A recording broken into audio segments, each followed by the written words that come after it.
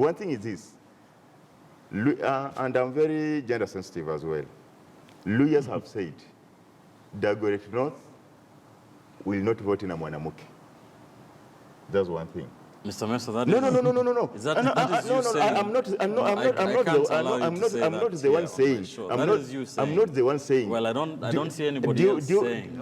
So that is you saying. When we had Luya and Kikuyu unity together, we were in Kawangware. I get the point. And you guys were there. So you're saying, and you guys were there. It was very clear. It's not a tribal politics. It's just like party affiliations. Jubilee, we have TNA, URP coming together, and other parties. This must. What is your analysis and of other what parties. saying? Now, for us, we've decided that Luyas and Kikuyus come together, work together as one community.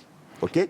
And then we want to deliver. We want to deliver the seat. All right, fair enough. But you have to be chosen on the 21st. You can't just be elected because you think you're the one who can deliver the seat, right?